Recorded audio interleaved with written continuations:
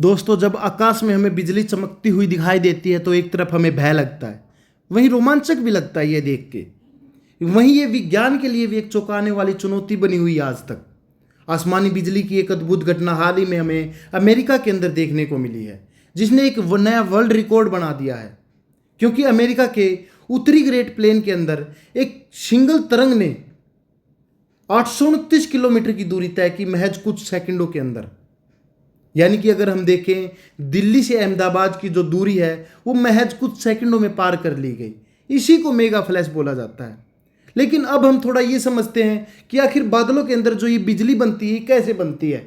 क्योंकि अभी दिल्ली हमारे इंडिया के अंदर मानसून चला हुआ है, पूरा दिन बारिश होती है, लेकिन फिर भी बिजली नहीं चमकती और गड़गड़ाहट की आवाज़ हमें नहीं सुनाई देती। लेकिन कई बार क्या होता है, बड़े बड़े तूफान आते हैं, हमें पूरी गड़गड़ाहट की आवाज़ सुनाई देती है।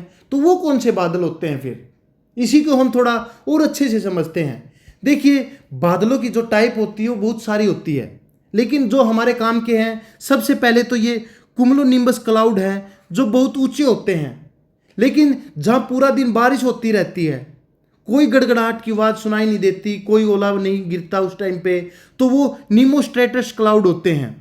यानी कि जो ये क्लाउड होते हैं ये लोअर एटमॉस्फेयर में बनते हैं। लेकिन जो ये बड़े बड़े क्लाउड होते हैं, कुमुलोनिम्बस क्लाउड होते हैं, ये 12 से 13 किलोमीटर ऊंचे होते हैं। यानी कि जो दूरी है, इनकी ऊंचाई होती है वो लंबी होती है, ट्रोपोस्फीयर तक पहुंच जाते हैं ये। और भी बहुत सारे टाइप के क्लाउड होते हैं, लेकिन ये बारिशें नहीं कराते। लेकिन अब हम थोड़ा ये समझते हैं कि आखिर बादल के अंदर बिजली बनी कैसे। देखिए, हम सबको पता है कि जब बादल बनते हैं वो गर्म हवाओं की वजह से बनते हैं, और जब हवाएं ऊपर उठती हैं तो वो ऊपर जाके एक कंडेंसेशन प्रोसेस होती है उनके अंदर। यानी कि अब बादल के अंदर जो वाटर वेपर होते हैं वो आपस में मिलना स्टार्ट कर देते हैं। अब इतनी ऊंचाई के बाद क्या होता है, जो वाटर वेपर होते हैं तो वो ओले बना लेते हैं अपने नीचे। यानी कि जो बड़ी बड़े जो वाटर वेपर हैं अपने आपस में बड़ी बड़ी जो बूंदे इकट्ठा होके ओले बना लिए। अब ओले बनने की वजह से क्या हुआ, नेगेटिव चार्ज आ जाता है यहाँ पे। यानी कि जो गर्म, यानी कि जो छोटे पार्टिकल होते हैं, अब जो बड़े छोटे छोटे जो वाटर वेपर होते हैं वो ऊपर की तरफ चले जाते हैं। ये क्या करते हैं, जो जो छोटे छोटे वाटर वेपर होते हैं वो जल्दी से इलेक्ट्रॉन लूज कर देते हैं। इसी की वजह से यहाँ पे क्या होता है, पॉजिटिव चार्ज बन जाता है। लेकिन जो ये बड़े बड़े जो ओले होते हैं, बड़ी बड़ी जो बूंदें होती हैं, ये क्या करती हैं, अपने जो इलेक्ट्रॉन है वो जल्दी रिलीज नहीं करती, इसीलिए यहाँ पे नेगेटिव चार्ज बन जाता है। अब जब यहाँ पे भी क्या होती है, गर्म हवाएं होती हैं आसमान में, धरती की सतह के ऊपर, इसीलिए यहाँ पे क्या हो जाता है, पॉजिटिव चार्ज आ जाता है। और यहाँ पे क्या होता है, फिर ये नेगेटिव चार्ज और यहाँ पे पॉजिटिव चार्ज, तो क्या होता है, एक इलेक्ट्रिक फील्ड सेटअप हो जाती है। यानी कि इलेक्ट्रॉन क्या होते हैं, नेगेटिव से पॉजिटिव की तरफ फॉलो करना स्टार्ट कर देते हैं, जिसकी वजह से क्या होता है, एक करंट जनरेट होता है पॉजिटिव से नेगेटिव की तरफ। इसी वजह से क्या होता है, जो इलेक्ट्रॉन नीचे आते हैं तो ये बिजली जो होती है वो अपने साथ 30,000 डिग्री जो हीट होती है वो लेके आती है। उसी की वजह से जो एयर होती है वो ब्रेक डाउन हो जाती है, जिसकी वजह से हमें गड़गड़ाहट की आवाज़ सुनाई दी। आई होप आपको समझ आ गया होगा कि आसमान के अंदर बिजली कैसे बनी। लेकिन हमारा यहाँ पे एक सवाल ये आता है कि यहाँ से तो गर्म हवाएं चली गई, लेकिन जब यहाँ ऊपर से जो ठंडी हवा है वो कहाँ से आई। अब देखो, हमें इसका जवाब मिलेगा जेट स्ट्रीम से।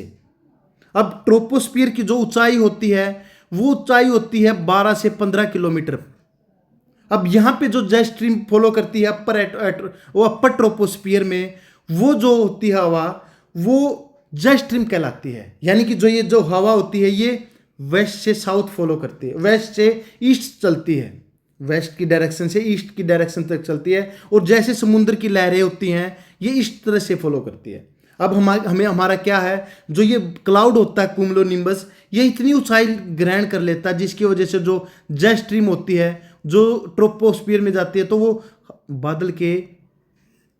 बादल के अंदर से क्रॉस करती है। अब यहाँ से गर्म हवाएं, यहाँ से ठंडी हवाएं, इसीलिए जो ओले होते हैं वो नीचे आ जाते हैं और जो वाटर वेपर होते हैं वो ऊपर चले जाते हैं। इसलिए यहाँ पॉजिटिव, यहाँ नेगेटिव चार्ज, और यहाँ फिर धरती की सतह पे positive charge, electric field generate हुई जिसकी वजह से ब्रेक डाउन हुआ और हमें गड़गड़ाहट की आवाज़ सुनाई दी। अब मैं आपको इस जेट स्ट्रीम से रिलेटेड एक क्वेश्चन और बताता हूँ कि ये दोनों हेमिस्फीयर के अंदर बनती है। 12 से 15 किलोमीटर की ऊंचाई पर ये हवा फॉलो करती है, बहती है, और दोनों हेमिस्फीयर में, क्योंकि क्वेश्चन में आ सकता है कि जेट स्ट्रीम नॉर्दर्न हेमिस्फीयर में या साउदर्न हेमिस्फीयर में, तो दोनों हेमिस्फीयर में। अब इससे रिलेटेड एक और इम्पोर्टेंट चीज, क्योंकि जब देखो ये ट्रोपोस्फीयर में बहती है, अगर हम देखें तो दिल्ली से जो प्लेन चलता है वो न्यूयॉर्क जाना होता है तो वो 16 घंटे 30 मिनट लेता है, लेकिन जब वो प्लेन वापस न्यूयॉर्क से दिल्ली की तरफ आ रहा है तो वो 15 घंटे 30 मिनट लेता है। आखिर ऐसा क्यों? अगर हम नॉन स्टॉप फ्लाइट में देखें कि भाई कहीं पे और लैंड नहीं कर रहा प्लेन, तो ये जो 1 घंटा कम कैसे हुआ? देखिए, मान लो ये यूएसए है और ये इंडिया है, ये ईस्ट की साइड है, ये वेस्ट की साइड है, और जेट स्ट्रीम कहाँ फॉलो कर रही है, बह रही है वेस्ट से ईस्ट की तरफ। तो प्लेन यहां से चलेगा तो अपोजिट डायरेक्शन में, इसीलिए क्या होगा, जब ये अपोजिट डायरेक्शन में चलेगा तो जेट स्ट्रीम इसको अपोज करेगी, इसीलिए क्या होगा, फ्यूल भी ज्यादा लगेगा, टाइम भी ज्यादा लगेगा। लेकिन अब न्यूयॉर्क से जब ये चला तो ये किस डायरेक्शन में चला, जिस डायरेक्शन में जेट स्ट्रीम बह रही है। अब उससे क्या होगा, फ्यूल भी बचेगा हमारे और घंटा भी एक कम लगेगा। जेट स्ट्रीम इसीलिए प्लेन की जो डायरेक्शन है इसको उड़ाने में भी हेल्प करती है, समय बचाने में हेल्प करती है। आई होप आपको समझ आया होगा कि किस तरह से बादल के अंदर जो बिजली है वो बनती है, कि किस तरह से जो जेट स्ट्रीम होती है वो जो एक कुमुलोनिमस क्लाउड होते हैं उनके अंदर ओले वगैरह चार्ज वगैरह कैसे बनाती है, किस तरह से ठंडी हवा में मिलती है। आई होप आपको सभी समझ आया होगा क्यों इसको मेगा फ्लैश बोला गया। Thank you so much.